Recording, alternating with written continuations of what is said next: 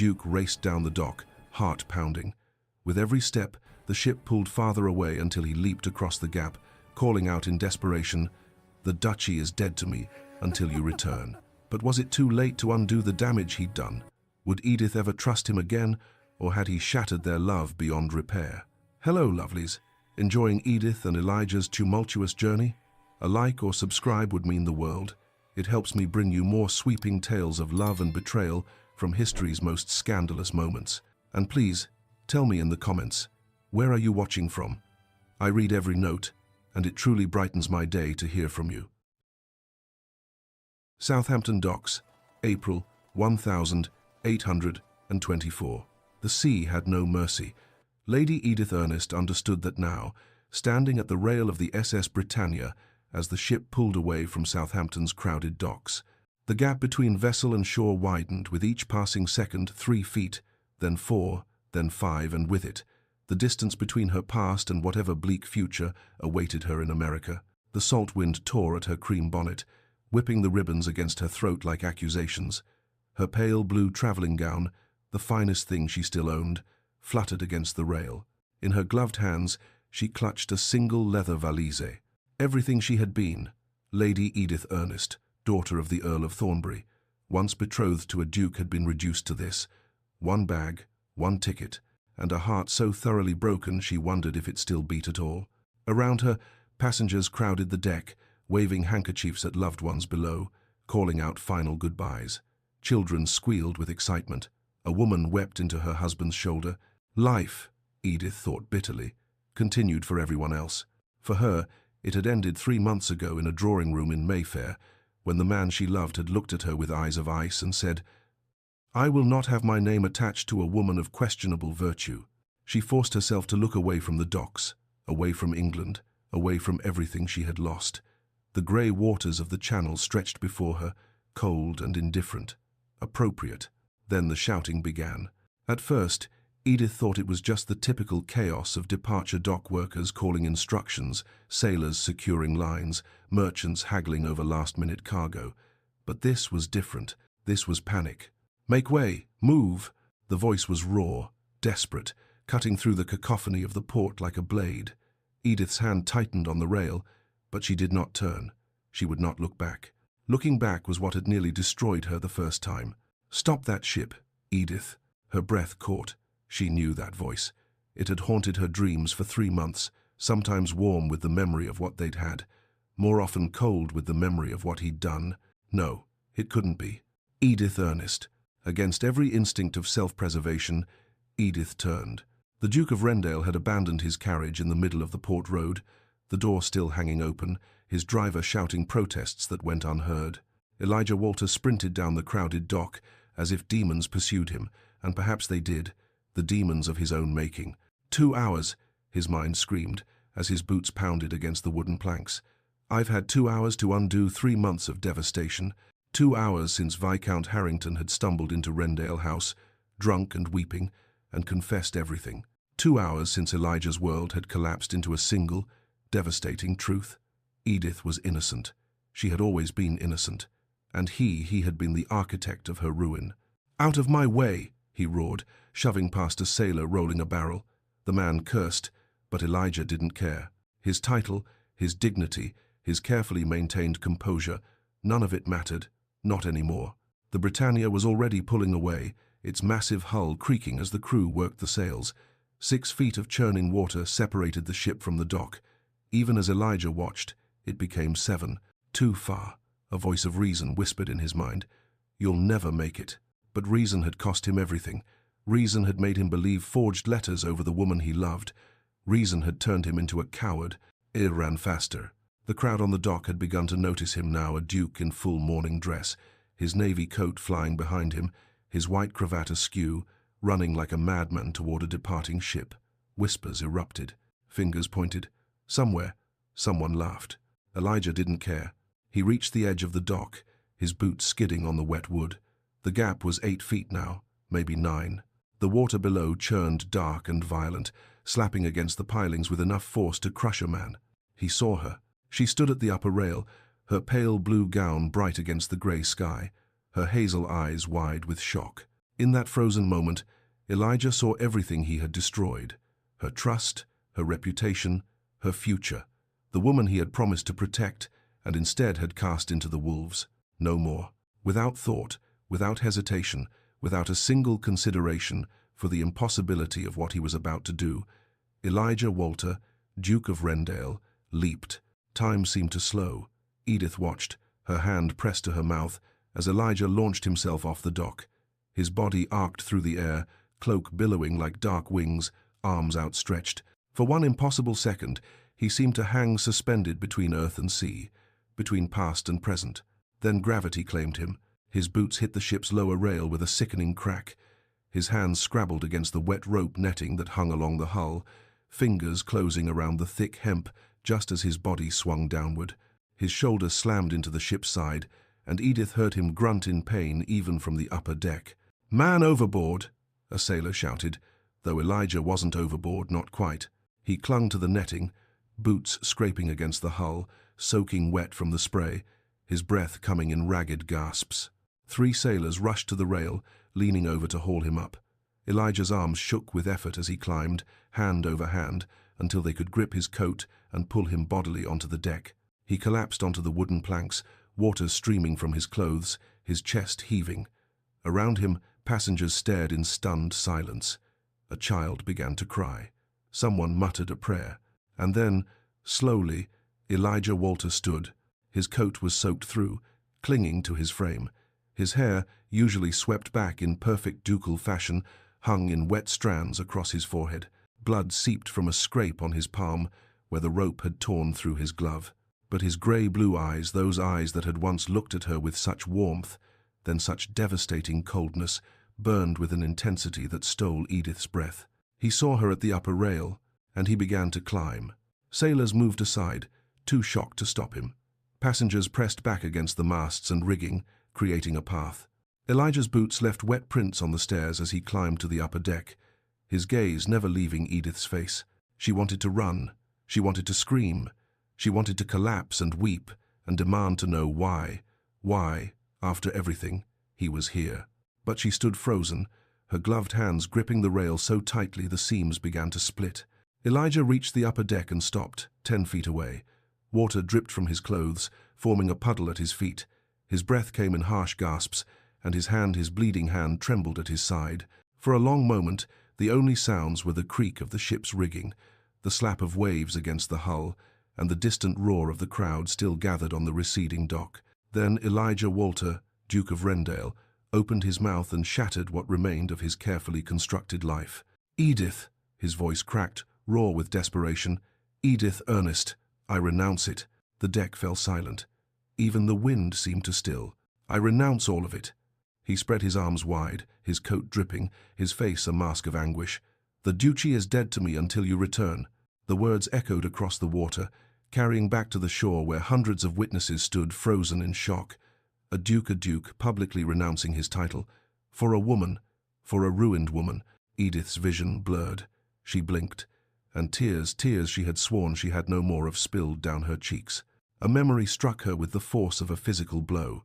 3 months ago, this same dock, a cold January morning, Elijah had brought her here to watch the ships depart, his arm warm and solid beneath her gloved hand. The wind had been gentler then, and so had he. "One day," he had said, his voice warm with promise, "we'll travel together, not as Duke and Duchess performing duty, but as husband and wife seeking adventure." She had laughed, leaning into his shoulder. "Where shall we go?" "Everywhere," he had replied, and kissed her temple. "Anywhere you wish." That man, that warm, gentle man, had vanished the moment scandal touched his pristine reputation. The memory shattered, and she was back on the deck, staring at the drenched, desperate stranger who wore Elijah's face. "Edith," he said again, quieter now, but the word carried in the unnatural silence. He took a step forward. "Please, I know the truth. I know what Margaret did. I know you're innocent." Something cold and hard settled in Edith's chest. Her tears stopped. Her trembling ceased. When she spoke, her voice was steady and sharp as winter ice. "You're too late, Your Grace." The words landed like stones. Elijah flinched as if she'd struck him. On the dock below, the crowd erupted. Whispers became shouts. Gasps became exclamations. By nightfall, every drawing-room in London would be buzzing with the tale. The Duke who jumped for his ruined fiancée, only to be rejected before hundreds of witnesses. Edith forced herself to meet his gaze. His grey-blue eyes, once so controlled, so cold, now brimmed with anguish, desperation, and something that looked almost like hope. She crushed that hope with her next words. "I no longer care what you know, or what you believe, or what Margaret did." Her gloved fingers gripped the rail so tightly the fabric finally tore. "You showed me who you are when it mattered. When scandal touched your perfect reputation, you cast me aside like refuse. You didn't ask for my side. You didn't investigate. You simply believed." "Edith." "No." The word cracked like a whip. Around them, passengers leaned closer, shameless in their eavesdropping. Edith didn't care. She was beyond shame, beyond ruin, beyond everything except the cold fury that had sustained her through 3 months of hell. "You believed I could betray you," she said, "that I could lie to you, that I could destroy everything we had for what? An affair with a married man? You looked at me, Elijah Walter, and you saw a stranger, someone capable of deception. I was wrong." His voice broke. "God help me, I was wrong." "Yes," Edith agreed, and her hazel eyes were dry now, burning with a cold fire. "You were. And now you expect me to forgive you because you've discovered the truth? Because you've made a grand gesture?" She gestured to his soaked coat, his bleeding hand. The ship still pulling away from England, though the captain had apparently ordered the vessel slowed, the crew unwilling to miss the spectacle unfolding on their deck. "You've ruined yourself for me," Edith said. "How very noble, how very dramatic. But you're too late, Your Grace." She turned her back on him, facing the open sea. Behind her, she heard Elijah take a shuddering breath. When he spoke again, his voice was barely above a whisper, but it carried in the silence. "Then let me be too late. Let me be ruined. But don't sail away believing I didn't love you. Don't sail away thinking you meant nothing." Edith closed her eyes. "What you loved," she said quietly, "was the idea of me. The perfect, biddable Lady Edith who would give you heirs and cause no scandal. The moment I ceased to be perfect, your love vanished." "That's not true." "Isn't it?" She whirled to face him, and the fury in her eyes made him step back. "Then why did you never open my letters? Why did you never grant me even one audience? Why did you dissolve our engagement in the Times like I was nothing more than a failed business transaction?" She saw the answer in his stricken face. Because he had been afraid. Afraid of being made a fool, afraid of scandal, afraid of anything that might tarnish the pristine reputation of the Duke of Rendale. "You're too late," Edith repeated, and this time her voice was soft. "Final. Go home, Your Grace. Go back to your duchy. I'm sure it will comfort you far better than I ever could." She turned away again, her torn gloves clutching the rail, her back rigid. Behind her, Elijah Walter Duke, peer of the realm, one of the most powerful men in England, stood dripping and broken before hundreds of witnesses. And for the first time in his carefully controlled life, he had absolutely no idea what to do. Chapter 2. The Scandal. 3 months earlier, London. Lady Edith Ernest had never expected a love match. The daughter of an impoverished earl whose estate existed more on credit than coin, she had been raised with practical expectations. A respectable marriage to a respectable gentleman, perhaps a younger son with a modest income, or a widower in need of a mother for his children. Love, her mother had told her with weary resignation, was a luxury their family could no longer afford. And then Elijah Walter, Duke of Rendale, had asked her to dance. It had been at the Hartwell Ball in early December, the first major event of the winter season. Edith had been standing near the potted palms, that universal refuge of wallflowers and impoverished gentry, when he appeared before her like something from a novel, tall, broad-shouldered, with dark hair, and those extraordinary grey-blue eyes that seemed to see straight through society's pretenses. "Lady Edith," he had said, offering his gloved hand, "would you do me the honor?" She had been too shocked to do anything but nod. The waltz that followed had changed everything, not because of romance, not yet, but because of conversation. While other couples danced in strained silence or exchanged banal pleasantries about the weather, Elijah had asked her opinion on the reform bill currently being debated in Parliament. "Most ladies find politics tiresome," he had said, a challenge in his tone. "Most gentlemen find ladies' opinions inconvenient," she had countered. He had laughed a genuine, delighted sound, and from that moment Something had shifted between them. Their courtship became the talk of London, the Duke and the impoverished Earl's daughter. Duty and circumstance should have made it impossible, yet week after week, Elijah called at Thornbury House. He took her to the opera, where they argued about Mozart in hushed whispers, while society matrons glared their disapproval. He walked with her in Hyde Park, where she made him laugh with her acerbic observations about the Tun's more ridiculous members. "You're nothing like the simpering debutantes my mother keeps pushing at me," he had said one cold afternoon in early January, as they strolled past the Serpentine. "Should I simper more?" Edith had teased, batting her eyelashes in an exaggerated fashion. God, no. He had caught her hand, a scandalous gesture in public, even for an engaged couple, and his thumb had brushed across her glove. "I chose you, Edith, not for breeding or connections or dowry. I chose you." That night, lying in her narrow bed in her father's crumbling townhouse, Edith had allowed herself to believe in fairy tales, in love matches, in the possibility that a girl like her could marry a duke and live happily ever after. She had been such a fool. The package arrived at Elijah's solicitor's office on a grey Tuesday morning in late January. Mr. Pembroke, a thin man with wire-rimmed spectacles and the cautious demeanour of someone who had spent 40 years navigating the legal affairs of the aristocracy, received it from a messenger boy who vanished into the London fog before questions could be asked. The package was unremarkable: brown paper, sealed with ordinary wax, no identifying marks, but its contents were anything but ordinary. 3 letters, written in an elegant feminine hand on expensive cream stationery, each one signed simply E. Pembroke read them once, his face growing paler with each line. Then he read them again, this time making careful notes. By the third reading, his hand trembled slightly as he reached for his pen.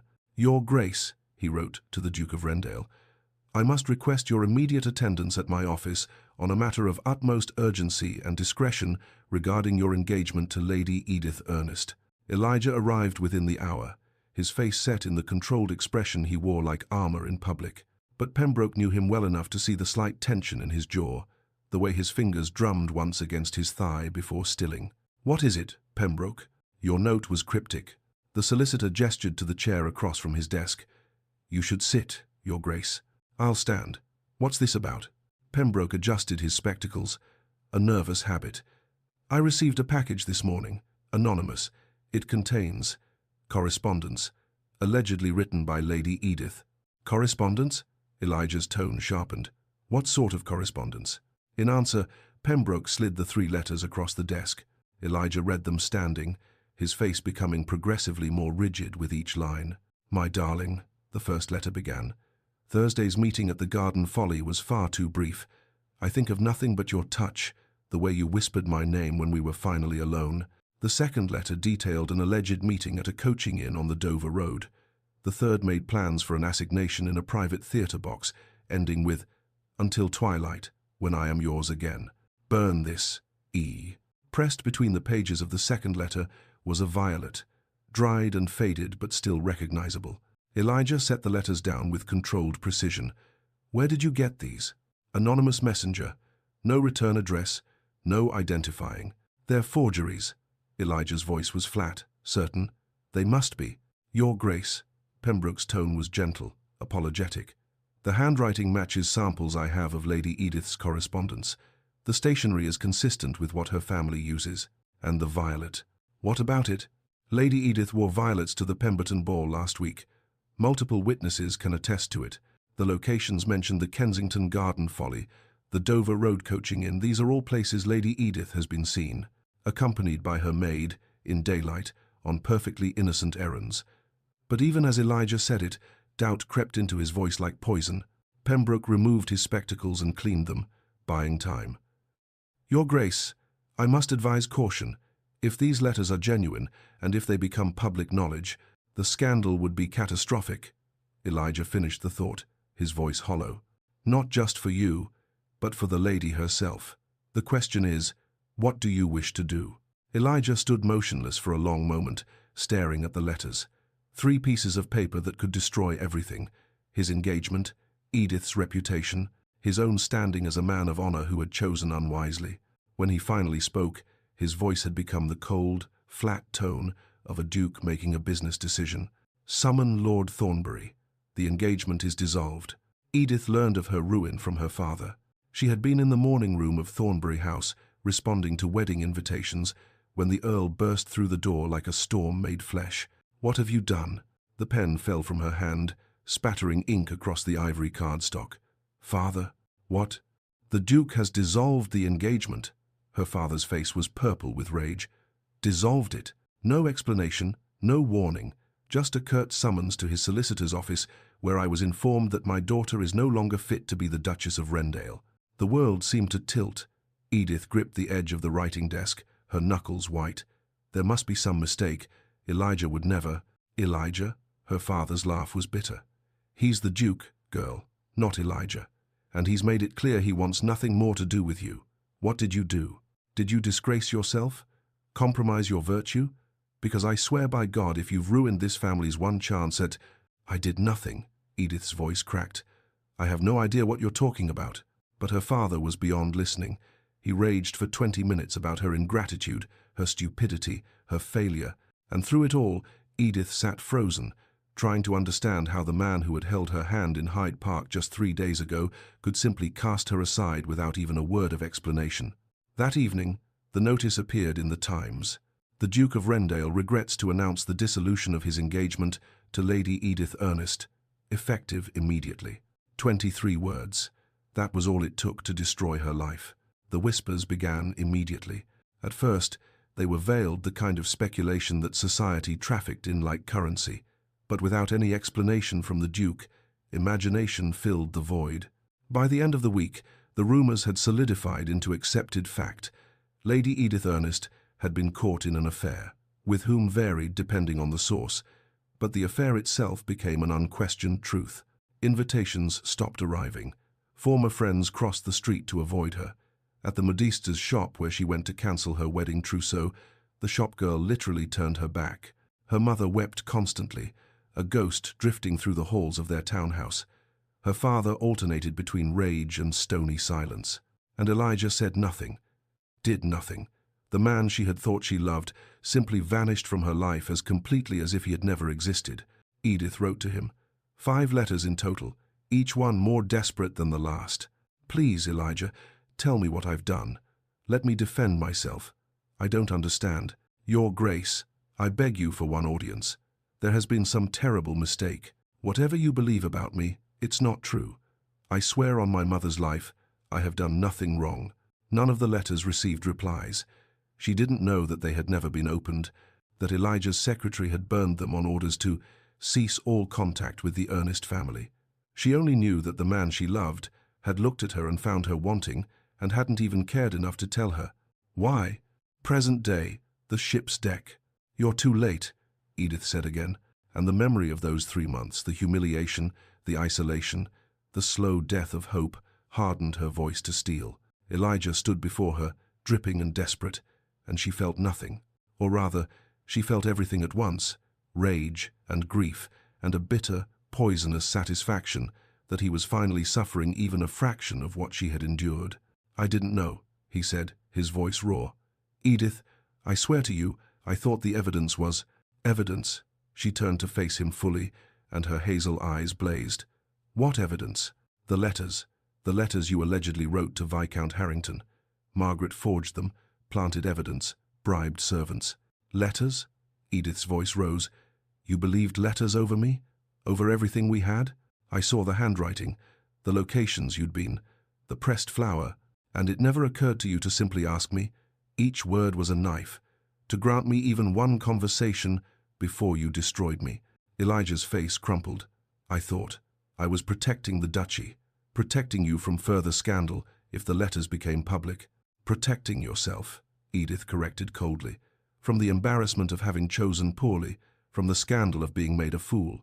She saw the truth of it in his stricken expression. "I wrote to you," she continued, her voice shaking now with suppressed emotion, 5 times, begging for a chance to explain, to understand. "You never even opened them, did you?" His silence was answer enough. Edith laughed, a hollow, broken sound. "You're too late, Your Grace. 3 months too late. You can leap across all the harbours in England, renounce all the titles you possess, and it won't change what you did. You saw evidence and believed it. You saw me and doubted everything. Behind them, the ship's captain cleared his throat. Your Grace, my lady, we cannot remain stationary indefinitely. But neither Edith nor Elijah moved, locked in a tableau of broken trust and devastated love. I will go to America, Edith said quietly, and you will return to your duchy. That is how this ends. No. The word was barely a whisper. Please, Edith, don't. You're too late, she said one final time, and turned her back on the Duke of Rendale. Chapter 3. The Architect of Ruin. 2 months earlier, Mayfair. Lady Margaret Ashcroft had learned early in life that survival required ruthlessness. Widowed at 30, left with a modest income and a son to raise, she had watched with calculating eyes as her cousin Elijah inherited the Duchy of Rendale at the age of 25. The title, the estates, the fortune, all of it had passed to him with the effortless inevitability of primogeniture. But Elijah had no heir, no brothers, no uncles. The line of succession, should anything happen to him, led directly to Margaret's son, Edward. For 9 years, Margaret had nurtured that possibility like a gardener tending a delicate seedling. She had positioned herself as Elijah's trusted family advisor. She had ensured Edward received the finest education, moved in the right circles, developed the bearing of a future duke. She had been patient, and then Elijah had announced his engagement to Edith Ernest. Margaret had smiled and offered congratulations, while internally calculating how quickly a duchess could produce an heir. 9 months after the wedding, perhaps, a year at most, and with a single birth, Edward's future, her future, would vanish like morning mist, unless something were done. Lady Edith, how delightful to see you. Margaret swept into the modiste's shop on Bond Street, with the practiced grace of a woman who knew precisely how to make an entrance. Edith, standing before a mirror draped in ivory silk, turned with a startled smile. Lady Margaret, I didn't expect. I couldn't resist. Margaret clasped Edith's hands warmly. My cousin is finally settling down, and with such a charming girl, you must let me help with the preparations. I insist. It had been absurdly easy. Edith, new to aristocratic circles and still uncertain of her place, had been pathetically grateful for the attention. Margaret became a fixture at her side, attending fittings, taking tea, offering advice on everything from flowers to guest lists. You went to Kensington Gardens yesterday? Margaret asked one afternoon, over tea at Thornbury House, her tone light and conversational. Yes, with my maid. The winter roses were still blooming near the Folly, quite remarkable for January. Margaret filed the information away. Kensington Gardens, the Folly, winter roses. And I heard you accompanied your mother to Dover last week? Just for the day. She has cousins there. We stopped at the coaching inn, the White Hart, for luncheon on the return journey. Dover, the White Hart, midday. Every casual conversation was an intelligence operation. Every innocent detail became ammunition. By mid-January, Margaret knew Edith's schedule better than Edith herself did. More importantly, she knew exactly how to weaponize it. The forgery. The shop in Cheapside was tucked between a pawnbroker and a gin house, the kind of establishment that respectable ladies never entered. Margaret, heavily veiled and wearing her plainest cloak, slipped inside after dark. The forger was a thin man with ink-stained fingers and no questions. Margaret had found him through connections she preferred not to examine too closely, the kind of people who inhabited the shadows of London society. I need letters, she said, sliding a sample of Edith's handwriting across the scarred wooden table. 3 of them, each one more intimate than the last. The forger studied the sample, a thank-you note Edith had written to Margaret after a particularly enjoyable tea. His lips pursed thoughtfully. The hand is educated, not difficult, but it will require quality paper. Time. You have 1 week. I'll pay £50. His eyes widened. For that price, he'd have forged the king's signature. Margaret dictated the contents herself, pulling details from her carefully gathered intelligence. My darling, Thursday's meeting at the Garden Folly was far too brief. The Kensington visit became a lover's tryst, the coaching inn on the Dover Road. An innocent lunch with her mother transformed into an illicit assignation, our stolen hours in the private box, a perfectly respectable evening at the theatre, chaperoned by Margaret herself, ironically reimagined as something sordid. The forger worked with meticulous care, matching not just the handwriting but the rhythm of Edith's natural prose. Margaret had provided enough sample letters that he could mimic her phrasing, her turns of speech. When he presented the finished product, even Margaret was impressed. "And the signature?" she asked. He added a simple E to each letter with a flourish. Plausibly deniable, but damning. Perfect. The evidence. But letters alone might not be enough. Margaret needed physical proof, something that would place a gentleman in Edith's rooms in her possession. Viscount Harrington was the obvious choice. Married, reasonably handsome, and most importantly vulnerable. Margaret had discovered his affair with Lady Crestwood quite by accident, witnessing an indiscreet encounter at a country house party. She had filed that information away as she did everything, ammunition for a future battle. The battle had arrived. "Lord Harrington," Margaret said, cornering him at a ball, "might I have a word?" In a private alcove, she laid out the situation with brutal efficiency. "I know about Lady Crestwood. I have a witness prepared to testify to what they saw. Her husband is a very jealous man, as you know, and very proficient with pistols." Harrington's face went white. "What do you want?" "Your silence. Certain allegations may be made about Lady Edith Ernest. Should anyone ask you about them, you will say nothing. You will not defend her. You will not denounce the accusations. You will simply remain silent." "That's all?" "That's all." It wasn't, of course, but Harrington was too panicked to question further. He agreed with a shaking hand and too much wine. Margaret obtained one of his cufflinks, not stolen, simply acquired through a servant she'd bribed at his household. It was a distinctive piece, gold with a small sapphire, his family crest engraved on the back. The final piece of the puzzle, the bribed maid. Clara had been Edith's lady's maid for 3 years.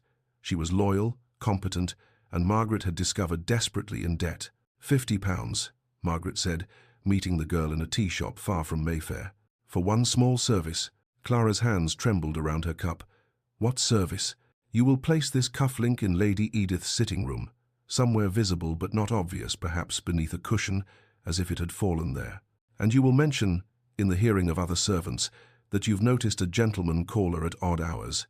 You needn't name him, just mention it." But Lady Edith would never. £50, Margaret repeated.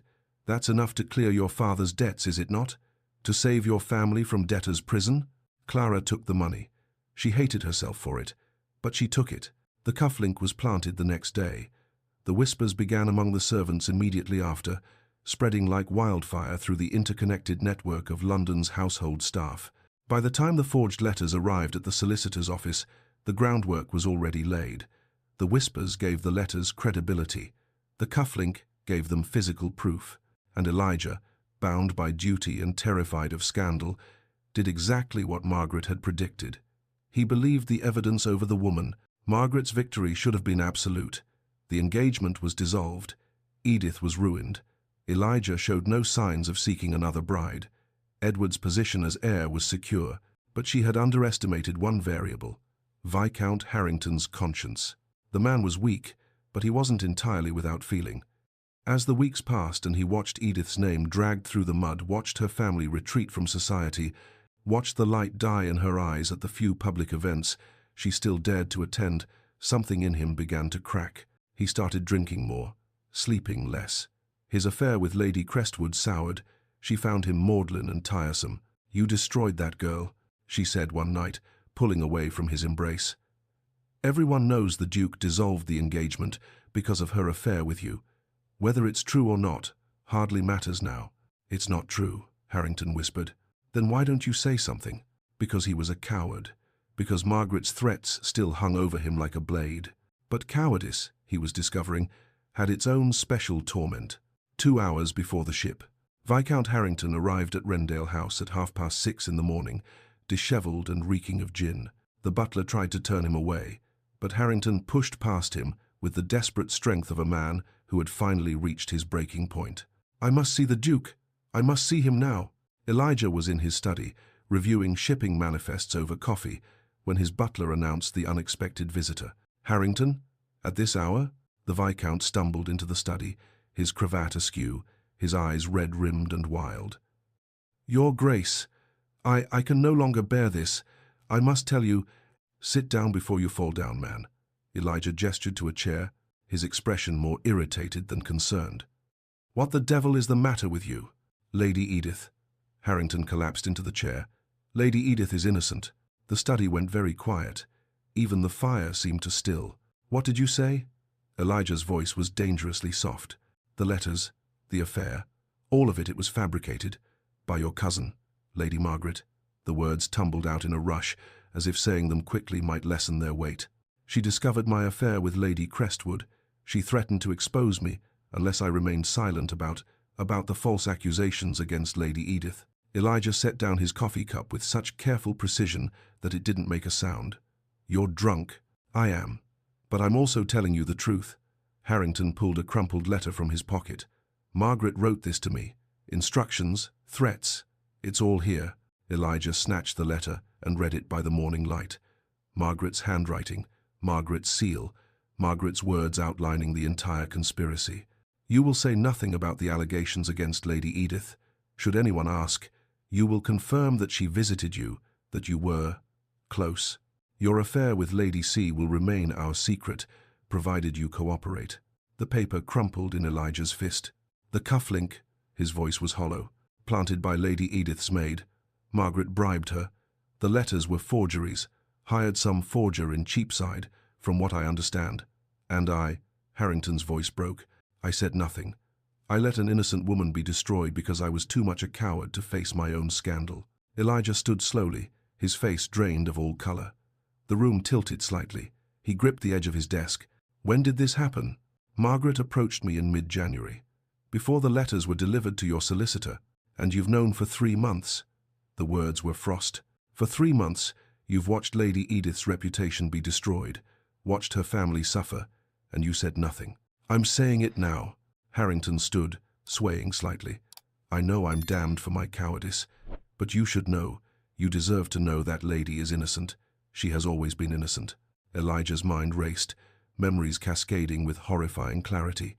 Edith's letters, unread and burned, her protestations of innocence, ignored, the confusion and hurt in her hazel eyes the last time he'd seen her, at the opera, before she'd fled his cold stare. "Where is she now?" Elijah asked. "I don't know. I heard there are rumors she's leaving London, leaving England entirely." Elijah strode to the door and bellowed for his butler. "Find out where Lady Edith Ernest is, now." It took 20 minutes, 20 minutes that felt like 20 years, 20 minutes during which Elijah stood motionless in his study, staring at Margaret's letter, understanding with devastating clarity what he had done. He had destroyed the woman he loved, not through cruelty or malice, but through doubt, through cowardice, through choosing reputation over trust. The butler returned, breathless. "Your Grace, Lady Edith is at Southampton. She boards a ship for America this morning, the SS Britannia. It departs at 8 o'clock. Elijah checked his pocket watch. 7:45. "Ready the fastest carriage. We ride now." "Your Grace, Southampton is 40 miles. Now." As he ran from his study, he heard Harrington call after him, "Your Grace, what will you do about Lady Margaret?" "She can wait," Elijah shouted back. "Edith cannot." Chapter 4. The Unraveling. Rendale House, 2 hours before departure. Harrington's crumpled letter lay on Elijah's desk like a piece of evidence at a trial which, in essence, it was.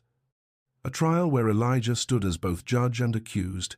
"Get out," Elijah said quietly, his eyes still fixed on Margaret's handwriting. "Before I forget, you came here to confess, and remember only that you stayed silent for 3 months." Harrington stumbled from the study, his relief at unburdening his conscience tempered by the cold fury in the Duke's voice. The moment the door closed, Elijah's carefully maintained composure shattered. He swept his arm across the desk, sending papers, inkwell, and coffee cup crashing to the floor. The porcelain shattered, black liquid spreading across the Persian rug like a stain of guilt. 3 months. For 3 months, Edith had lived under the weight of accusations she couldn't even defend against, because no one, least of all him, had bothered to ask for her side.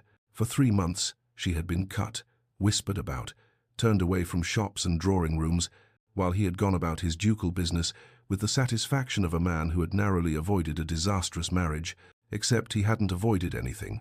He had simply destroyed the only woman he'd ever loved. A knock at the door made him spin around, rage still hot in his veins. His secretary, Mr. Howell, entered with the cautious air of a man approaching a wounded animal. "Your Grace," I heard a disturbance. "Lady Edith's letters." Elijah's voice was deadly calm now, which was somehow worse than his earlier fury. The ones she sent after the scandal. Where are they? Howell's face went the color of old parchment. Your Grace. Answer me, Howell. Where are the letters Lady Edith sent to me in February? The secretary's throat worked convulsively. I disposed of them, Your Grace. You had ordered all contact with the Ernest family to cease, and I thought— You thought? Elijah advanced on the man. You took it upon yourself to destroy personal correspondence addressed to me? On whose authority? Your Grace, you were quite clear that I ordered you to stop arranging meetings, to return any gifts still in our possession. I never authorized you to destroy letters addressed to me personally. Each word was a hammer blow. Howell seemed to shrink into himself. I have documentation, Your Grace. A note recording the disposal, as per household protocol. Show me. With trembling hands, Howell led him to the library. From a drawer in the writing desk, he produced a small wooden box. Inside were ashes, fine, grey, utterly final, and 5 wax seals, melted and deformed but still bearing the Ernest family crest. 5 letters. She had written to him 5 times, and every single one had been burned without his knowledge. Beside the ashes lay a note in Howell's meticulous handwriting. Correspondence from Lady Edith Ernest. Disposed of as per instructions to cease all contact with the Ernest family, the 3rd of February 1824. Elijah lifted one of the melted seals, the wax still bearing the faint impression of a rose, the Ernest family symbol. It was warm from being enclosed, as if the letter had just been sealed, as if Edith's fingers had just pressed it closed. What did they say? He asked, his voice hollow.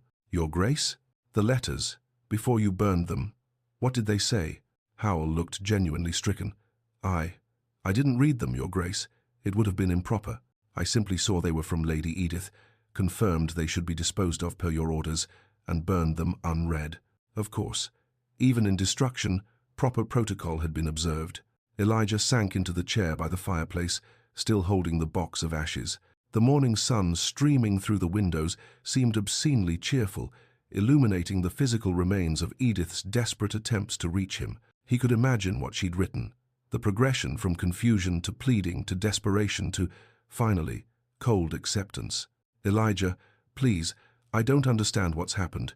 Let me see you. Let me explain. Your Grace, I am begging you for one audience. Whatever you believe about me, it isn't true. I don't know what I've done to deserve this, but I swear on everything I hold sacred that I am innocent. Why won't you answer me? Why won't you even grant me the dignity of an accusation I can address? And finally, I understand now. You never truly knew me at all. Get out, Howell, Elijah whispered, and send for my solicitor. Immediately. Your Grace, if I may. Now. Pembroke arrived within the hour, his expression grave. He'd clearly heard about Harrington's early morning confession.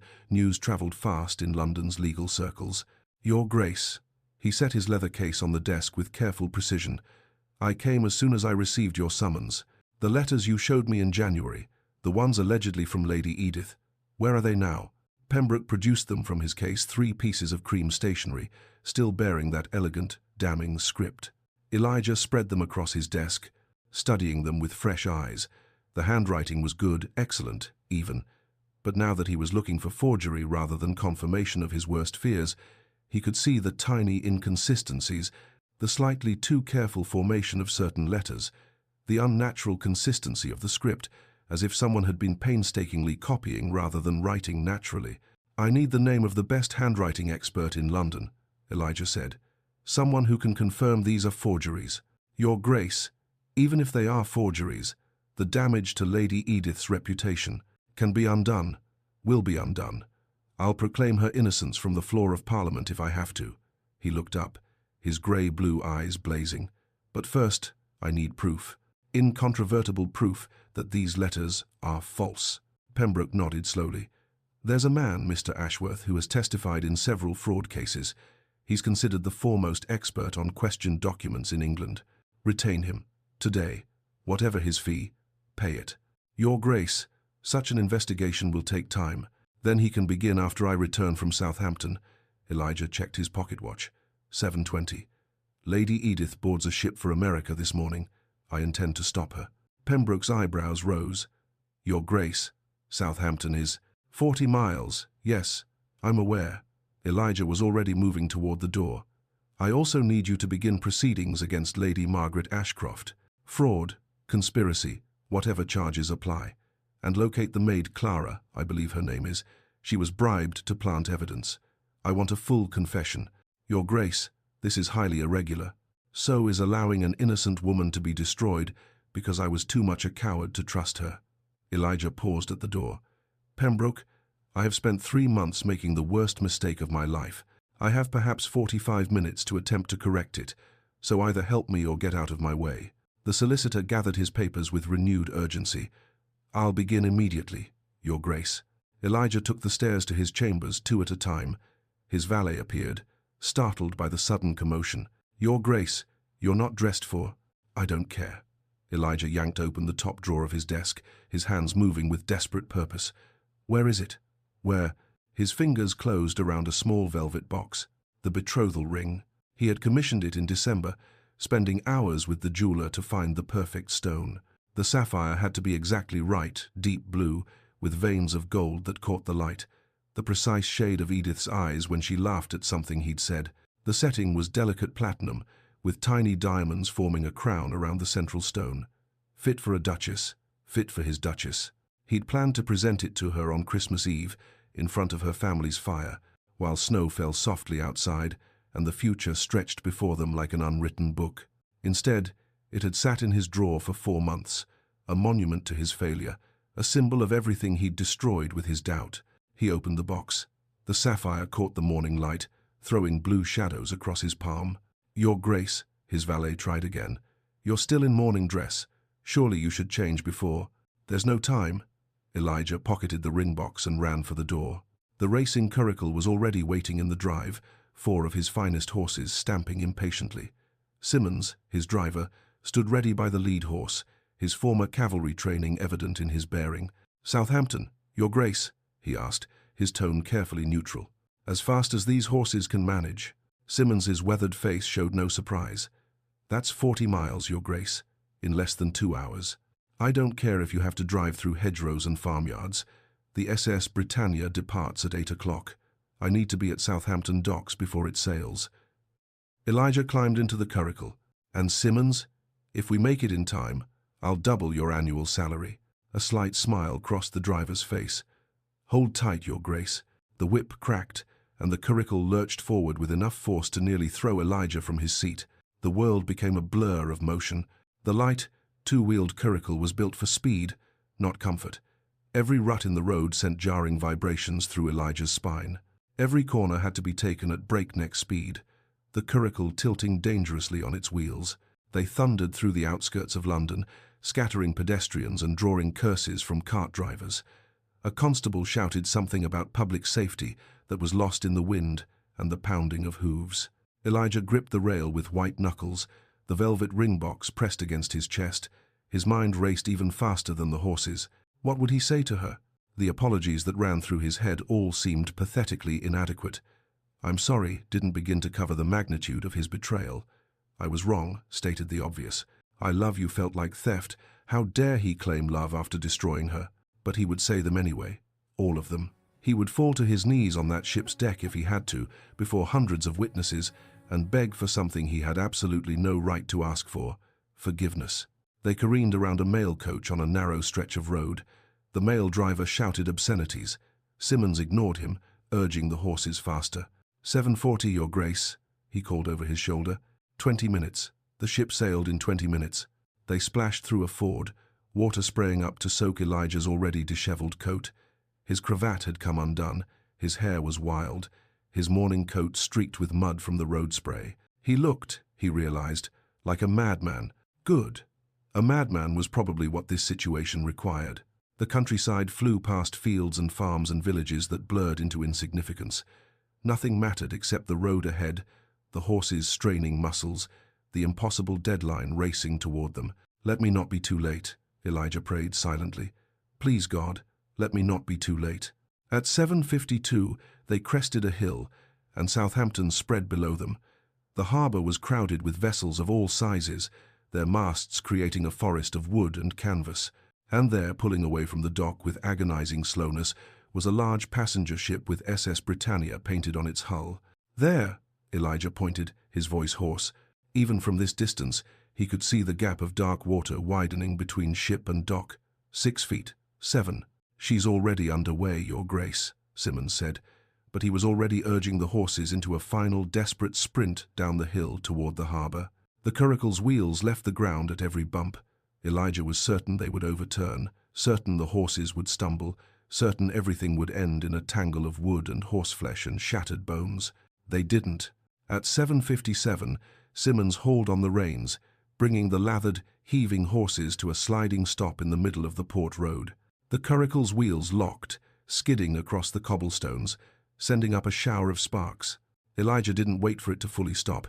He leaped from the moving vehicle and ran, past startled sailors hauling cargo, past merchants arguing over manifests, past stacks of crates and coils of rope and barrels of tar. His boots pounded against the wooden dock, his breath tearing in his lungs, his vision narrowing to a single point ahead. The Britannia. Already 8 feet from the dock. 9. The water churned between ship and shore, dark and violent and impossible. And there, at the upper rail, in a pale blue traveling gown, her cream bonnet ribbons whipping in the wind, was Edith. Edith! His voice tore from his throat, raw and desperate and utterly exposed. Heads turned all along the dock. Passengers on the ship's deck looked around, searching for the source of the commotion. Edith turned. For one frozen moment, their eyes met across the widening gap. Her hazel eyes went wide with shock, disbelief, something that might have been hope before it was ruthlessly crushed. The gap was 10 feet now. 11. Impossible. Elijah didn't care about impossible. He'd spent 3 months living in a hell of his own creation. What was one more impossibility? He ran to the very edge of the dock, his boots skidding on the wet wood, and without thought, without calculation, without a single moment of the careful deliberation that had defined his entire life, he jumped. Time seemed to slow. The wind caught his coat, turning it into dark wings. The water churned below, ready to swallow him. The ship's hull loomed before him, wet and slick and impossibly far. His boots hit the lower rail with a crack that sent pain shooting through his ankles. His hands scrabbled for purchase on the wet rope netting that hung along the hull. For one terrible second, he felt himself slipping, felt gravity claiming him for the dark water below. Then his fingers closed around the thick hemp, and he held on. Sailors hauled him aboard, their faces showing a mixture of shock and admiration. Passengers crowded the rail, pointing and whispering. Water streamed from Elijah's coat, pooling at his feet. He staggered upright, breathing hard, and looked up. Edith stood at the upper rail, frozen in place, her gloved hands gripping the wood so tightly the fabric had torn. Her face was pale, her eyes bright with unshed tears. And in that moment, Elijah understood with devastating clarity that the jump had been the easy part. Now came the truly impossible task, convincing the woman he'd destroyed that he deserved one more chance. He climbed the stairs to the upper deck, water squelching in his boots, his ruined coat hanging heavy on his shoulders. The crowd parted before him, creating a path to where Edith stood rigid and furious and heartbroken. 10 feet away, he stopped. Edith Ernest. His voice rang across the deck, across the water, back to the crowded dock where hundreds of witnesses stood frozen. "I renounce it. I renounce all of it. The Duchy is dead to me until you return." The words hung in the air, impossible to take back, witnessed by hundreds. A duke renouncing his birthright, for a ruined woman, for love. And Edith, beautiful, wounded Edith, looked at him with eyes full of tears and fury, and something that might have been the ghost of the love they'd once shared. "You're too late, Your Grace," she said, her voice steady and cold and absolutely final. But Elijah was already moving forward, his hand reaching into his coat pocket for the small velvet box that had waited 4 months for this moment. Too late or not, he was here, and he would fight for her until his last breath, even if the battle was already lost. Chapter 5. The Confrontation. The crowd on deck formed a wide circle around them, as if witnessing a duel which, in a way, they were. Not with pistols or swords, but with words that would wound far deeper than any blade.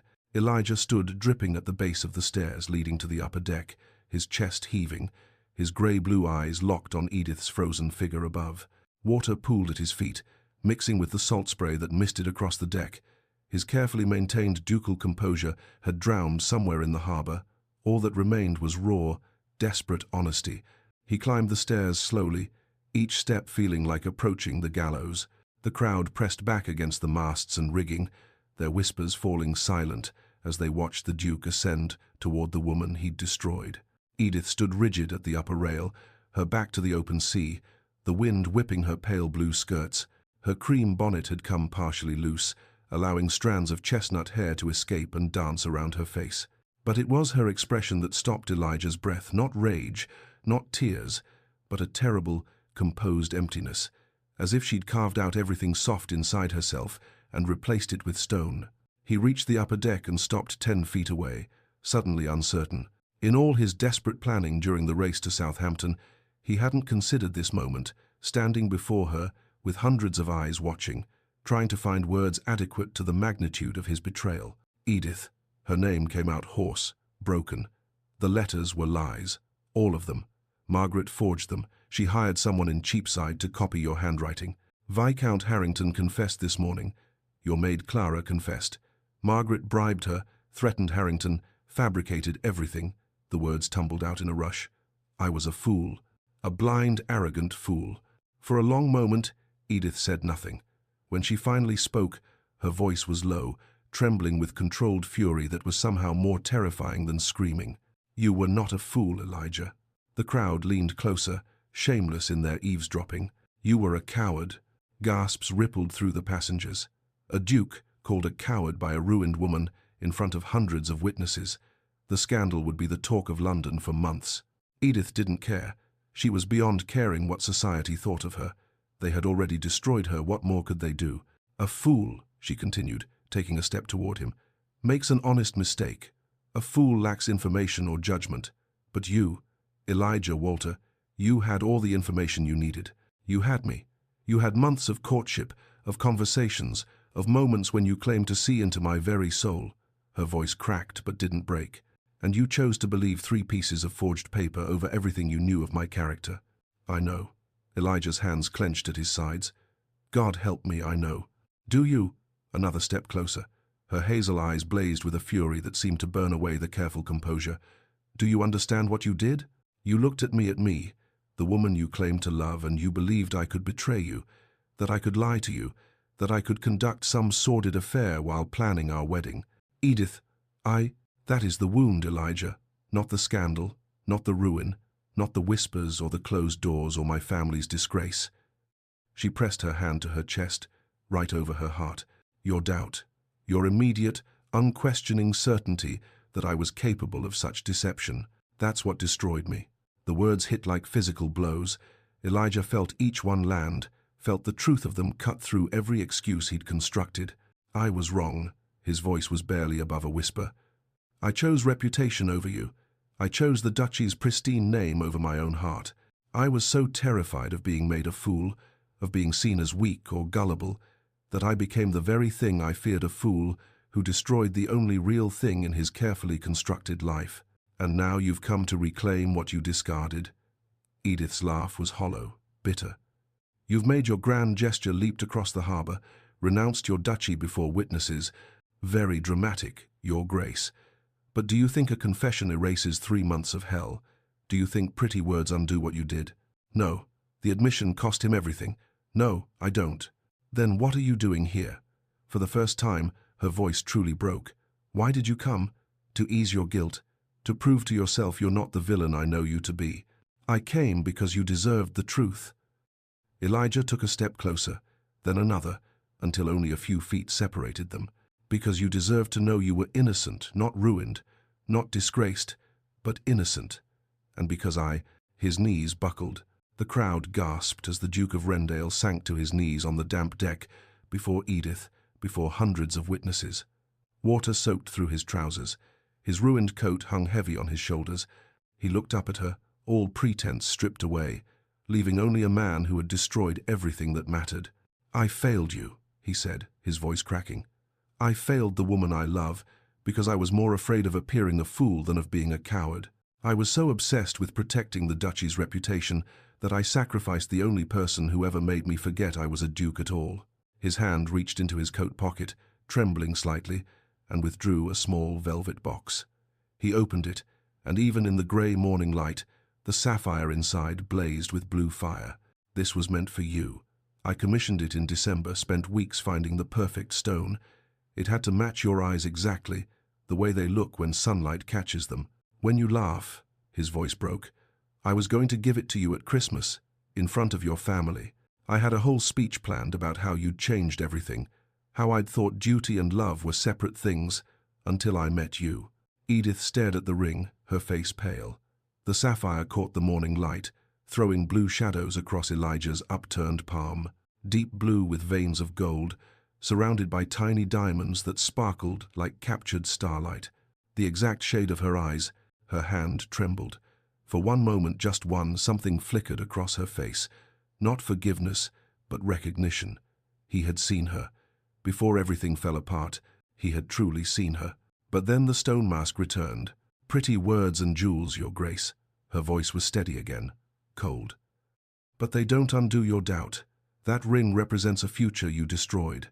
A woman you believed in enough to commission a ring for, but not enough to trust when it mattered. I know I don't deserve. No, the word was final. You don't. Elijah stayed on his knees, the ring box still open in his palm. Around them, the crowd watched in breathless silence. This was better than any theatrical performance, a real duke, a real scandal, real heartbreak playing out before their eyes. I'm not asking for forgiveness, Elijah said quietly. I know I don't deserve that. I'm not even asking for another chance, though God knows I want one. I'm asking, he swallowed hard, I'm asking you to let me spend the rest of my life proving that my doubt was my failing, not yours, that you were everything I believed you to be, and I was too much a coward to trust it. And how exactly do you propose to do that? Edith's voice was sharp. From London while I'm in America? Through letters that may or may not reach me? Through grand public gestures that change nothing? I'll follow you. The words came without thought, without calculation. To America, to the ends of the earth, wherever you go. I'll resign my seat in Parliament. I'll turn the Duchy over to stewards. I'll make way. Official business. The shout from the dock below cut through the tension like a knife. All heads turned toward the shore, where a constable in a dark uniform was pushing through the crowd, waving something above his head. Stop this vessel. I have urgent business with the Duke of Rendale. The ship's captain, who had been watching the drama unfold with his arms crossed, nodded to his first mate. Drop anchor. Let's hear what the constable wants. The anchor chain rattled. The ship, which had been drifting slowly away from the dock, came to a halt. Sailors scrambled to lower a rope ladder for the constable, who climbed aboard with the agility of someone accustomed to such maneuvers. He reached the upper deck, breathing hard, his face flushed. Your Grace. He bowed stiffly to Elijah, who was still kneeling before Edith. Forgive the intrusion, but I have news of significant importance. Elijah rose slowly to his feet, the ring box still clutched in his hand. Speak. The constable pulled a rolled document from his coat, an official warrant, sealed with wax. Lady Margaret Ashcroft has been arrested this morning at her London townhouse on charges of fraud, conspiracy, and perjury. The evidence against her is substantial. She has confessed. A collective gasp ran through the crowd. Whispers erupted like wildfire. She confessed? Elijah's voice was sharp. When confronted with testimony from Viscount Harrington and the maid Clara, along with the forger's signed statement, yes, Your Grace, we located the forger, Lady Margaret confessed to the entire scheme. The forged letters, the planted evidence, the blackmail. The constable's gaze shifted to Edith. Lady Edith Ernest is officially cleared of all allegations. The charges against her character are hereby declared false and malicious. The deck erupted. Passengers exclaimed, sailors muttered, and somewhere in the crowd, a woman began to clap. Others joined, a smattering of applause that seemed absurd given the circumstances. Edith stood frozen, her hand still gripping the rail. Her innocence, which she had known all along but couldn't prove, was now official, public, witnessed by hundreds and backed by legal documentation. She should have felt relief, vindication, victory. Instead, she felt nothing but a hollow ache. The constable bowed again. Congratulations, Lady Edith. Justice has been served. He departed, leaving silence in his wake. Slowly, Edith turned her gaze back to Elijah. He stood before her, the ring still in his hand, his face showing a mixture of relief and anguish. So now the world knows, Edith said quietly. Now society will whisper about poor Lady Edith, victim of a terrible conspiracy. They'll welcome me back to their drawing rooms, offer apologies that mean nothing, and pretend the last 3 months never happened. Edith, but tell me, Elijah. She took a step closer, her voice dropping to barely above a whisper. The world knows I'm innocent. Margaret has confessed. The evidence is irrefutable. But do you know, not with legal proof or signed confessions or constables waving warrants, do you, in your heart, in your soul, know that I never betrayed you? The question hung between them, the only one that truly mattered. Elijah closed the ring box and met her gaze. I should have known from the beginning. I should have trusted what we had over what some letters claimed. But yes, Edith, I know. Not because of Margaret's confession or Harrington's testimony. I know because I finally stopped being afraid of trusting you and started being terrified of losing you. 3 months too late. But there was less steel in her voice now, more exhaustion. I know, Elijah said again, but I'm here anyway. Too late, too ruined, too desperate. But here. Around them, the crowd waited, breathless, for Edith's response. She looked at the ring box in his hand, at the man kneeling in spirit if not in body, at the future that had been stolen and might impossibly be reclaimed. I need time, she finally said. Not yes, but not no. It was more than Elijah deserved, and he knew it. Take all the time you need, he said softly. I'll wait. Chapter 6. The Secret. The silence that followed Edith's words, I need time, should have been a reprieve. A moment to breathe, to process, to begin the impossible work of rebuilding what had been shattered. But Edith's hand moved, almost unconsciously, to rest against her stomach. Just for a moment, a brief, protective gesture that she tried to disguise by adjusting her shawl. Eliach noticed. Of course he noticed. He had spent months learning to read her, every gesture, every expression. He knew when she was nervous by the way she worried the edge of her glove. He knew when she was pleased by the slight upturn at the corner of her mouth. And he knew, God help him, he knew what that particular gesture meant. The color drained from his face. Edith. She saw the recognition in his eyes, and her own hand stilled, trapped against the fabric of her traveling gown. There was no taking it back now, no hiding what she had tried so desperately to keep secret. You are too late, Your Grace. Her voice was steady, but beneath it ran a current of something fierce and protective and utterly final. I carry your child. The deck, which had been alive with whispers and movement, fell absolutely silent. Even the wind seemed to still, the sails hanging limp as if the elements themselves were holding their breath. Elijah's face transformed. Shock first, his eyes widening, his lips parting on words that wouldn't come. Then anguish, devastating and complete, as he understood the full weight of what she'd just revealed. And finally, breaking through everything else, a fierce protectiveness that made him take an instinctive step forward before he caught himself. A child, the words came out barely above a whisper. Our child. Yes. Edith's chin lifted, defiant despite the tears now threatening at the corners of her eyes.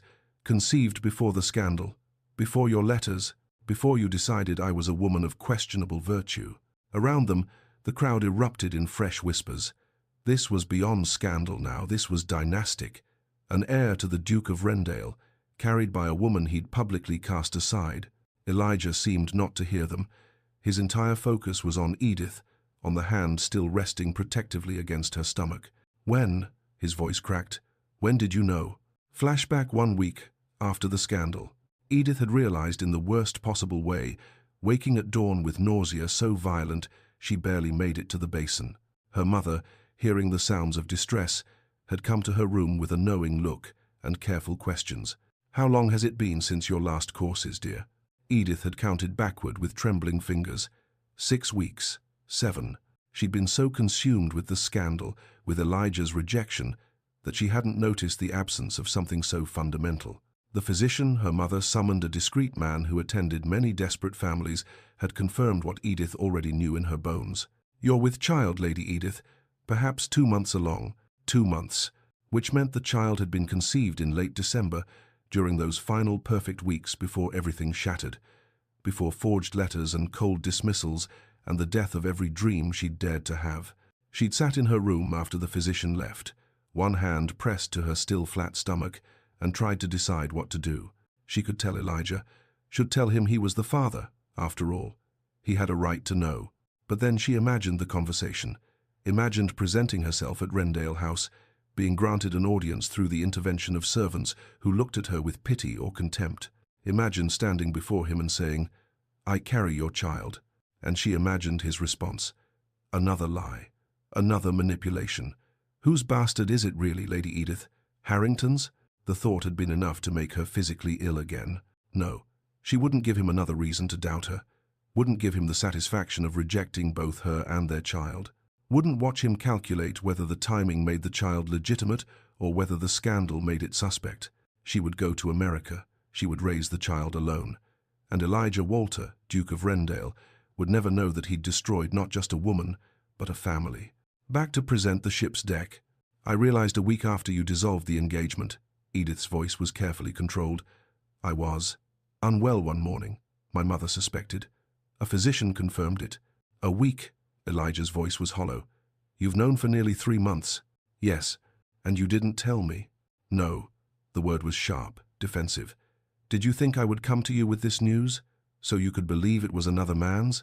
So you could add liar to adulteresses in your ledger of my sins? Edith, no, I would never. You would. She cut him off, her voice rising. You did. You believed the letters without question.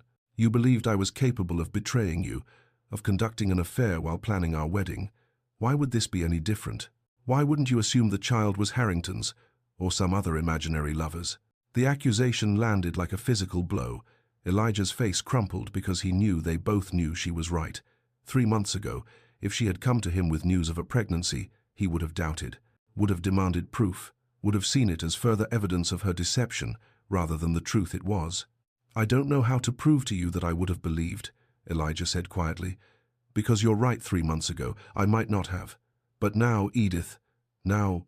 He took a step toward her, his hand reaching out, then stopping mid-air as if he'd hit an invisible barrier. Uncertain if he had the right to touch her, uncertain if he'd forfeited that privilege forever. My child, he breathed, and his voice was equal parts wonder and devastation. Our child.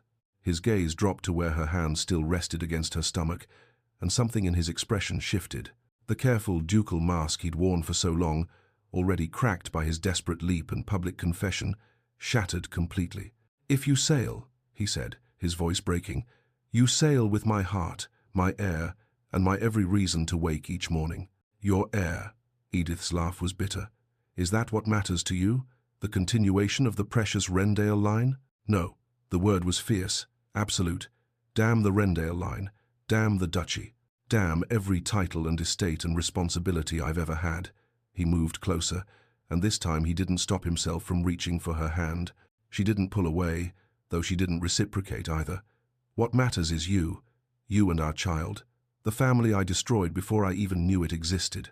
His thumb brushed across her gloved knuckles, the touch achingly gentle. The Duchy means nothing, Edith. England means nothing.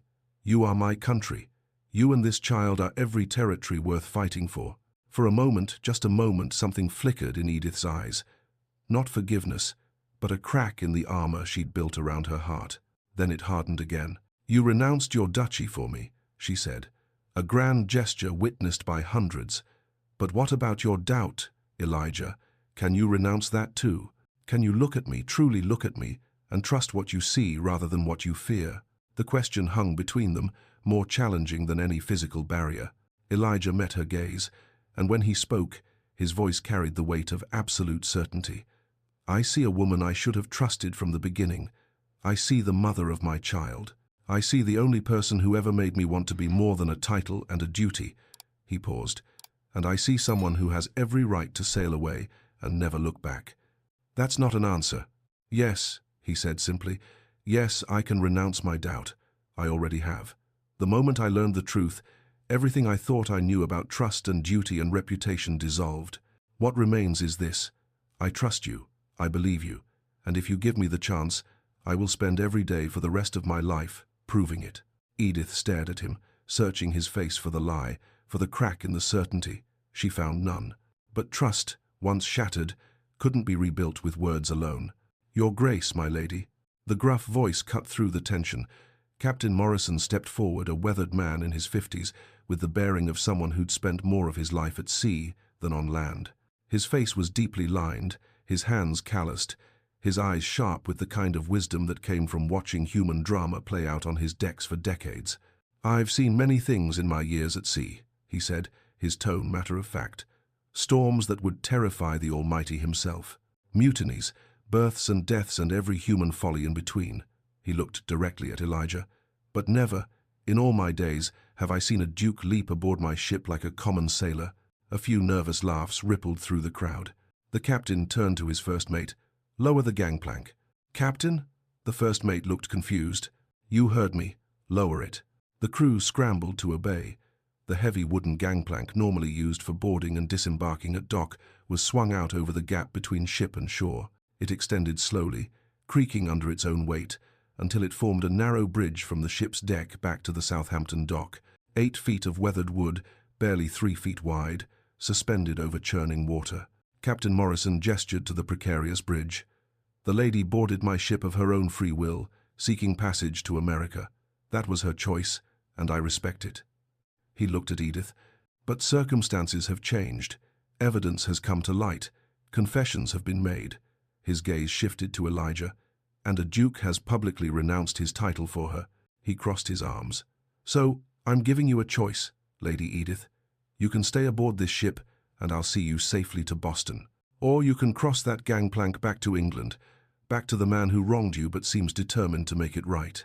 He paused, his weathered face serious. "But know this, if you board this ship again of your own will, I'll not stop her a second time. I won't turn around mid-voyage. I won't alter course for second thoughts." He looked at Elijah. "Make your case, Your Grace, and make it count." The captain stepped back, leaving Edith and Elijah alone in their circle of witnesses. Edith turned to stare at the gangplank. It swayed slightly in the wind, the narrow bridge between two futures. On one side, England with all its scandal and whispers, but also the possibility of reclaiming what had been stolen. On the other, America, freedom and anonymity, but also exile and loneliness. And beneath her hand, still pressed protectively to her stomach, a child who deserved more than either extreme. A child who deserved a father and a mother, truth and trust, love without conditions. "Edith." Elijah's voice was soft, but it carried. "I can't undo the past 3 months. I can't erase the pain I caused or restore the time we lost. But I can promise you this. If you come back, it won't be as the woman I forgave. It will be as the woman who was wronged, and every door in London will know the difference." He pulled the velvet ring box from his pocket again, opening it to reveal the sapphire that caught the morning light. This ring was meant to symbolize a beginning. Instead, it became a monument to my failure. But if you'll have it, if you'll have me, it can be something else. Not a beginning, because we can't start over, but a continuation, a choice to keep building even after everything fell apart. He held the box out, not as a demand, but as an offering. "Come back, Edith, not for me, not for the Duchy, for our child, for the family we could be if we're both brave enough to try." Edith looked at the ring, at Elijah, at the gangplank swaying between them. Her hand moved from her stomach to grip the ship's rail, her knuckles white beneath the torn gloves. The crowd held its collective breath, and the choice, impossible, terrifying, irrevocable, waited to be made. Chapter 7. The Choice. The gangplank swayed gently in the breeze, a narrow bridge of weathered wood suspended over dark water. 8 feet long, 3 feet wide, with rope railings on either side that looked far too insubstantial for the weight of the decision they represented. Edith stared at it, her vision blurring slightly at the edges. One path led back to England, back to Elijah, back to uncertainty, back to a society that had crucified her and would now, presumably, resurrect her with equal enthusiasm. The other path led to America, to freedom from scandal and whispers, to exile, but also to a loneliness so profound she could already feel its weight. Her hand moved unconsciously to her stomach again, a gesture that was becoming habit. Beneath the fabric of her traveling gown, beneath her corset and chemise, a life was growing. A child who deserved more than a mother's bitterness and a father's absence. But did that child deserve a father who had doubted its mother so completely? A father who had chosen reputation over trust, who had believed the worst without question? The wind tugged at her bonnet, and she reached up to steady it, buying herself time to think. Around her, The crowd watched with rapt attention, passengers and crew alike, all of them witnesses to a drama better than any stage play. "The child deserves a family," Elijah said quietly, as if reading her thoughts. "But more than that, you deserve justice. You deserve to be believed, to be trusted, to be valued for exactly who you are." Edith turned to look at him. He stood at the base of the gangplank, water still dripping from his coat, the sapphire ring box clutched in one hand. He looked nothing like the perfect duke she'd once known, the man of careful composure and aristocratic bearing. He looked broken, desperate, human. "Justice," she repeated, tasting the word. "Margaret will stand trial. My name will be cleared. Society will welcome me back with their hollow apologies and false sympathy." Her voice hardened. "Is that justice, Elijah, or is it just another performance? It's not enough." He took a careful step closer to the gangplank's edge. "Nothing will ever be enough to undo what I did, but it's a start. It's the truth, made public and undeniable." Edith looked back at the gangplank, then at the open sea beyond. "And what happens when the next scandal touches us? When the next piece of evidence appears, the next rumor circulates? Will you believe me then? Or will you?" "I will believe you." The words came swift and certain. "I will always believe you, because I've learned what it costs not to." Pretty promises. But there was less steel in her voice now, more exhaustion, more uncertainty. "Not promises, vows." Elijah's grey-blue eyes held hers, "the kind that can't be broken without destroying the man who makes them." Edith's fingers tightened on the rail. She was so tired. Tired of fighting, tired of defending herself, tired of carrying the weight of her innocence like a burden no one else wanted to acknowledge. But she was also angry, deeply, righteously angry at what had been stolen from her. "If I return," she said, her voice carrying across the deck, clear and strong enough that every witness could hear, "it will not be as your redemption or your second chance." Elijah went very still. "It will be as your equal," Edith continued. "I will not be the Duchess who was forgiven for sins she never committed. I will be the Duchess who was wronged, and every door in London will know the difference." She saw him absorb the words, saw the moment he understood exactly what she was demanding. Not forgiveness, not a return to what they'd had, but something new, something harder won, and more honest. "Then I will walk before you and open every one of those doors," Elijah said, and his voice carried the weight of absolute conviction. He moved onto the gangplank, taking several steps until he stood at its center, suspended between ship and shore. "I will proclaim your innocence in Parliament. I will stand before the House of Lords and every drawing room in London and tell them exactly what was done to you." The crowd murmured, shocked by the public declaration. "I will see Margaret tried and punished to the fullest extent of the law," Elijah continued. "I will spend every day, every single day for the rest of my life, proving that my doubt was my failing, not yours, that the scandal was mine to bear, not yours to endure." He held out his hand, though he was still too far away for her to reach it. "Come back, Edith, not as my forgiven fiancée, as my equal, as the woman I should have trusted from the beginning." Around them, the witnesses watched with bated breath. Somewhere in the crowd, a woman whispered, "She should make him suffer more. 3 months of hell, and he thinks one leap is enough?" A man's voice answered, "He jumped 6 feet of open water for her. He's renouncing his duchy in front of hundreds. That's suffering enough, I'd say." "It's not about suffering," an older woman interjected. "It's about whether she can trust him again." That, Edith thought, was the only question that mattered. Could she trust him? Not with her reputation or her social standing, those were external things that could be rebuilt or abandoned. Could she trust him with her heart, with their child's future, with the vulnerable, honest parts of herself that she'd locked away after he'd rejected her? She didn't know. But she knew one thing with absolute certainty. She couldn't make this decision based on fear. Not fear of more pain, not fear of society's judgment, not fear of being wrong. She had to choose based on hope. However fragile, however cautious, Edith took one step toward the gangplank. The crowd erupted in murmurs and gasps, every eye fixed on her as she moved to the edge of the narrow bridge. Elijah didn't move. He stood at the center of the gangplank, his hand still extended, and he waited. He didn't rush her, didn't call out encouragement, didn't make demands or promises. He simply waited, giving her the space to choose. Edith placed one foot on the wooden plank.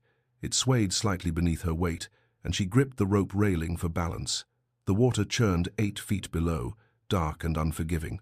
She took another step, then another. The gangplank creaked with each footfall.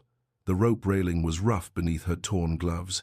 The wind pulled at her skirts, making each step a small act of defiance against the elements themselves. Halfway across, suspended between ship and shore, between exile and return, she reached Elijah. He stood perfectly still, his hand extended palm up between them. An offering, not a demand.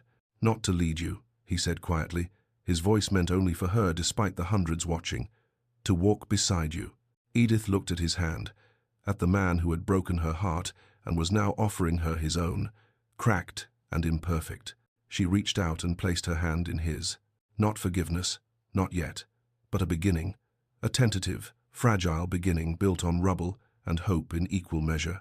Elijah's fingers closed gently around hers. For a moment, they simply stood there, suspended between two worlds, connected by nothing more than a touch and a choice. Then, together, they began to walk. Each step was deliberate, measured. Elijah matched his pace to hers, never pulling, never pushing, just walking beside her as the gangplank swayed beneath them and the crowd held its collective breath. They reached the dock, solid ground after the uncertainty of the suspended bridge. Behind them, the SS Britannia waited, its sails still slack, its passenger manifest short one name. The crowd on the dock erupted. Some cheered, caught up in the romance of it, the scandal, the drama of a duke who had leaped for love. Others whispered furiously, already composing the letters they would write, the gossip they would spread. A few applauded with genuine joy, moved by the raw honesty of what they'd witnessed. Edith didn't smile. Her face remained composed, serious, as she allowed Elijah to guide her through the crowd toward his waiting curricle. But she didn't let go of his hand either. Simmons, the driver, straightened when he saw them approaching. His eyes widened at Edith's presence, but he was too well trained to comment. He simply opened the curricle door and stepped back. Before Elijah could help her up, he paused. He unwrapped his soaked cloak from his shoulders and draped it around hers. It was cold and damp, but it cut the wind that had begun to pick up from the harbor. "Thank you," Edith said quietly, the first words she'd spoken to him that weren't accusations or conditions. "Always," Elijah replied. They climbed into the curricle together. As Simmons took his position and prepared to drive, a constable approached at a run, his face flushed. "Your Grace, my lady," he bowed hastily. "I bring news. Lady Margaret Ashcroft is in custody at Newgate. She'll stand trial within the fortnight. The charges are substantial fraud, conspiracy, perjury, and subornation of perjury." "Good," Elijah said shortly. Then, seeing Edith's expression, he added, "Will Lady Edith's testimony be required? The prosecution would welcome it, Your Grace, but with Lord Harrington's confession and the maid's testimony, Lady Margaret's own confession makes the case quite strong regardless. Then Lady Edith will decide whether she wishes to testify." Elijah looked at her. "It's your choice. All of it is your choice now." Edith nodded slowly. "I'll consider it." The constable bowed again and departed. As the curricle began to move, pulling away from the docks and the ship that would have carried her to a new life, Edith finally spoke. "This doesn't mean I've forgiven you." Elijah's hand, which had been resting near hers on the seat, didn't move to take it again. "I know. It means I'm giving you the chance to earn it. Nothing more." "I know," he repeated, "but it means you'll let me try, and that's more than I deserve." The curricle rolled through Southampton's streets, past the warehouses and merchant shops, toward the road that would take them back to London, back to scandal and whispers and the long, difficult work of rebuilding trust from ruins. Edith leaned back against the seat, one hand still pressed protectively to her stomach. Through the fabric of Elijah's cloak, she could feel the faint, impossible flutter that might have been her imagination, or might have been the first movements of the life within her. Their child, the innocent party in all of this, deserving of both parents, deserving of a family built on truth rather than convenience. "I have conditions," Edith said. Elijah turned to her, his expression serious. "Name them. We don't marry immediately. I need time. Time to trust you again. Time to see if you can truly be the man you're promising to be." "Agreed. I want my own household until we're ready. Not the east wing of some estate where I'm hidden away. My own home, where I have autonomy and dignity. I'll purchase a townhouse in your name. Tomorrow, if you wish. And when the child comes," she hesitated, her hand moving unconsciously to her stomach again. "You will not question its legitimacy, not publicly, not privately. You will claim this child as yours without doubt or reservation." Elijah's eyes filled with tears the first time she'd seen him truly cry. "Edith, that child is mine, ours. I would claim it before God and every peer in England without hesitation." She searched his face for doubt, for the shadow of suspicion. Found none. "All right," she said quietly. "Then we try. One day at a time, one choice at a time, until either trust is rebuilt or we admit it can't be done." "One day at a time," Elijah echoed. "Starting now." The curricle rolled on, carrying them both back toward an uncertain future that might impossibly contain something worth fighting for. Behind them, the SS Britannia raised its anchor and prepared once again to sail. But its passenger manifest was lighter by one name. Lady Edith Ernest had chosen England, had chosen to fight rather than flee. Whether she had chosen love remained to be seen. Chapter 8. The Reckoning. 1 month later, the courtroom was packed to suffocation. Every seat filled, every inch of standing room claimed by members of London society who had come to witness the trial of Lady Margaret Ashcroft. The public gallery overflowed with spectators craning their necks for a better view, while outside, crowds gathered in the street, waiting for news. This was the scandal of the decade, a conspiracy involving a duke's cousin, forged letters, bribed servants, and blackmail. The newspapers had been breathless in their coverage for weeks, each new revelation more sensational than the last. Edith sat in the front row of the gallery, her back straight, her hands folded in her lap. She wore a deep blue gown, the color of dignity and mourning both, and her face was composed, though her knuckles were white where her fingers pressed together. Elijah sat beside her, close enough that their shoulders nearly touched, but careful not to presume intimacy she hadn't yet granted. Over the past month, they had existed in a strange liminal space, not quite together, not quite apart. He had purchased a townhouse for her in Bloomsbury, respectable and autonomous. He visited daily but never stayed past propriety's limits. They walked, they talked, they began, cautiously, to rebuild what had been shattered, but they had not yet married. Edith had been firm on that point. "Trust first," she had said, "then vows." Now, in the packed courtroom, they waited for justice. Lady Margaret Ashcroft stood in the dock, her face a mask of cold fury. She wore black mourning for her own downfall, perhaps, and her hands gripped the rail before her with white-knuckled intensity. When her eyes swept across the crowd and landed on Edith, there was no remorse in them, only hatred. The judge, Lord Chief Justice Abbott, called the court to order. The charges were read: conspiracy to defraud, perjury, and subornation of perjury. "How does the defendant plead?" the judge asked. Margaret's voice was clear and defiant. "Not guilty, my lord." A murmur ran through the crowd. Everyone knew she had confessed when first arrested. But now, in the formal setting of the court, she was recanting. The prosecution began its case methodically. First came Viscount Harrington, looking haggard and deeply ashamed as he took the witness stand. "Lord Harrington," the prosecutor began, "please tell the court about your interactions with Lady Margaret Ashcroft in January of this year." Harrington's voice was low but clear. "She approached me at a ball. She told me she knew about my affair with Lady Crestwood. She said if I cooperated with her, she would keep my secret. If I didn't," he swallowed hard, "she would ensure Lord Crestwood learned everything." "And what did this cooperation entail?" "Silence. She told me that letters would surface implicating Lady Edith Ernest in an affair with me. I was to say nothing, neither confirm nor deny. She said my silence would be damning enough." "And did you comply?" "To my eternal shame, yes.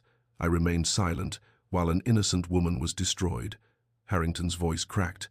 "Lady Margaret fabricated the entire affair. She forged letters, planted evidence, and blackmailed me into complicity." Margaret's lawyer cross-examined aggressively, but Harrington's testimony held. He had written statements, dates, witnesses to some of their conversations. His confession was damning. Next came Clara, the maid. She was pale and trembling, but her testimony was clear. "Lady Margaret paid me £50, Clara said, her voice barely above a whisper. "She gave me a cufflink, said it belonged to Viscount Harrington, and told me to place it in Lady Edith's sitting room, and I was to mention to other servants that I'd seen a gentleman caller at odd hours." "Did you see any such caller?" "No, ma'am, never.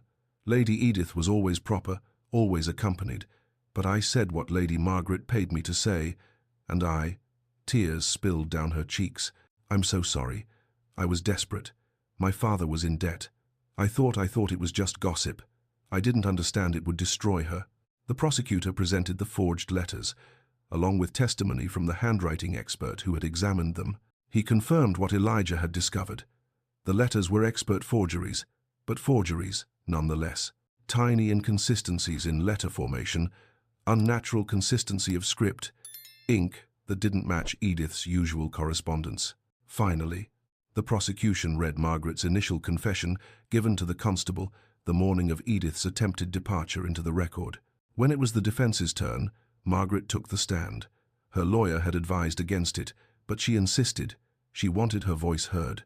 Lady Margaret, her lawyer began carefully, please explain to the court your motivations. Margaret turned to face the judge directly, her chin lifted. I did it for my son. Edward is 14 years old. He has been raised his entire life with the understanding that he would inherit the Duchy of Rendale should anything happen to the Duke. It was his birthright, his future, and Lady Edith's engagement threatened that future? The Duke was throwing away the duchy on a nobody. Margaret's voice dripped with contempt. A girl from an impoverished family with nothing to offer but a pretty face. Within a year, she would have produced an heir, and my son, my brilliant, deserving son, would have been cast aside. So you fabricated evidence to prevent the marriage? I protected my son's interests. The Duke had no right to be so reckless with the family legacy. The courtroom erupted in whispers. Even Margaret's lawyer looked pained. The prosecutor stood for cross-examination. Lady Margaret, do you feel any remorse for what your actions did to Lady Edith Ernest? Margaret's eyes found Edith in the gallery. She survived, didn't she? She's sitting right there, about to become a duchess after all. I'd say she's done quite well for herself. She nearly fled to America in exile. Her reputation was destroyed. Her family was disgraced. And you feel no remorse? I feel regret that my plan didn't succeed. Margaret's voice was ice. But remorse for protecting my son? Never. The trial lasted 3 days. The jury deliberated for less than 2 hours. Guilty on all counts. The courtroom exploded in noise. Margaret stood rigid in the dock, her face finally showing a crack in its composure. Her lawyer slumped. Her son, Edward, sitting in the gallery, began to weep. Lord Chief Justice Abbott called for silence.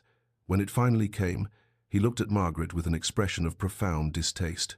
Lady Margaret Ashcroft, you have been found guilty of conspiracy, fraud, and perjury. You attempted to destroy an innocent woman's life to advance your own ambitions. You bribed servants, blackmailed peers, and forged documents. The sentence of this court is exile to the West Indies for a period of 10 years. Your son, Edward Ashcroft, is hereby stripped of his position in the line of succession to the Duchy of Rendale. Margaret's face went white. My son had nothing to do with this. You cannot punish him for... Your son is not being punished, madam, but neither will he benefit from your crimes. He will remain in England under the guardianship of his paternal uncle. You, however, will sail within the month. The gavel came down. Court is adjourned. As Margaret was led away, still protesting, Edith felt Elijah's hand close gently around hers. She didn't pull away. It's over, he said quietly. No, Edith replied. Now it begins. Elijah stood before the assembled peers, his hands gripping the sides of the lectern. Every seat was filled. Every eye was on him. My lords, he began, his voice carrying through the chamber, I stand before you today not as the Duke of Rendale, but as a man who wronged the woman he loves. A murmur ran through the assembly. This was unprecedented. Dukes did not make public confessions of personal failure. Lady Edith Ernest is innocent of every accusation leveled against her. The evidence was fabricated by my cousin, Lady Margaret Ashcroft, in a conspiracy to prevent our marriage. This has been proven beyond doubt in a court of law. He paused, his gaze sweeping across the chamber. But Lady Margaret's guilt does not absolve mine. When those forged letters arrived, I believed them without question. I chose to protect my reputation over trusting the woman I claimed to love. I dissolved our engagement publicly, without granting her even a single audience, to defend herself. The silence was absolute. I failed her, Elijah continued, his voice rough with emotion. I failed her in every way. A man can fail the person he loves. and I will spend the rest of my life making amends for that failure." He straightened. "Let the record show that Lady Edith Ernest's name is cleared. Let it show that she was the victim of a malicious conspiracy, and that any scandal attached to her name is hereby repudiated by this body and by me personally." The speech was reprinted in every London newspaper the next day. By week's end, Edith's invitations had resumed, not with the tepid politeness of society trying to forget a scandal, but with genuine apologies and acknowledgement of the wrong done to her. Summer came to London, warm and golden. Edith's pregnancy became visible, and with it came a strange social acceptance. A duchess-to-be, carrying the heir to Rendale, was beyond reproach, even if the timing raised eyebrows. Elijah visited her townhouse every day. Sometimes they walked in nearby gardens, her hand resting lightly on his arm. Sometimes they sat in her drawing room and talked for hours about everything and nothing, rebuilding the easy conversation they'd once shared. And every evening, before he left, he would ask permission to speak to their child. The first time, Edith had been startled. "Speak to? May I?" He gestured to her growing belly. She had nodded, uncertain. Elijah had knelt before her chair and placed his hand gently on her stomach. "Hello, little one," he said softly. "I'm your father. I've made many mistakes, but I promise you this. I will spend every day trying to be worthy of you and your mother." It became a ritual. Each evening, he would kneel and talk to their unborn child, reading poetry, telling stories, making promises. And each evening, Edith felt the tight knot of anger in her chest loosen just slightly. One warm evening in August, as they walked through the gardens of Rendale Estate, she had finally agreed to visit. Edith stopped by a rose arbor. "You're trying," she said, not looking at him. "I see that." "I'll never stop trying," Elijah replied. She turned to face him. "I'm not ready to forgive you yet. I don't know if I ever will be, fully. But," she paused, searching for the right words, "I'm ready to marry you, not because society demands it, or because of the child, but because I want to see if we can build something new from what was broken." Elijah's eyes filled with tears. "That's all I could ever ask for." They married in a small chapel on the Rendale estate, with only immediate family present. No society, no spectacle, no grand performance for London's entertainment.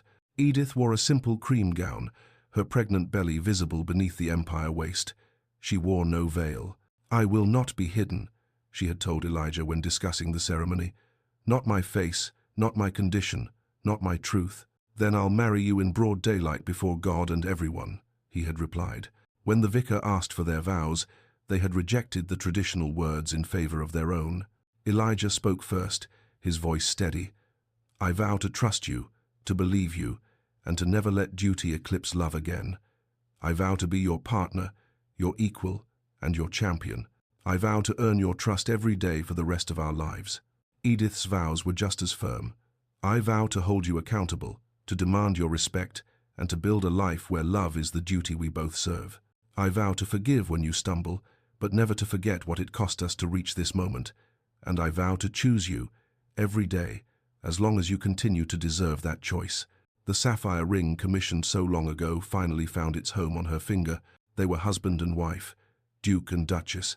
But more than that, they were two people who had learned that love without trust was hollow, and that trust broken could be rebuilt slowly, painfully, but possible.